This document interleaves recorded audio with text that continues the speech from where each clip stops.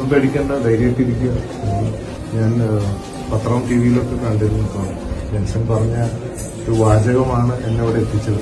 എനിക്കെന്തെങ്കിലും സംഭവിച്ചിരുന്ന ശ്രുതിക്ക് ആരുണ്ടാവും എന്നുള്ള ആ ഒരു വാചകം പലയിടത്തും കേട്ടിട്ടുള്ളത്. അപ്പൊ നമുക്ക് പ്രകൃതിയുടെ ഭാഗമായിട്ട് നമുക്കൊക്കെ മുമ്പോട്ട് പോയാലേ പറ്റുള്ളൂ എല്ലാവർക്കും.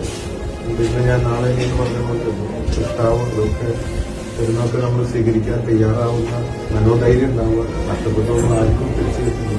നമുക്കതൊക്കെ ചെയ്യാൻ പറ്റുള്ളൂ. പറ്റാവുന്ന ആശ്വസിപ്പിക്കുക, പറ്റാവുന്ന കാര്യങ്ങളൊക്കെ ചെയ്തു തരാം. ബാക്കിയൊന്നും നമ്മുടെ കയ്യിലല്ല.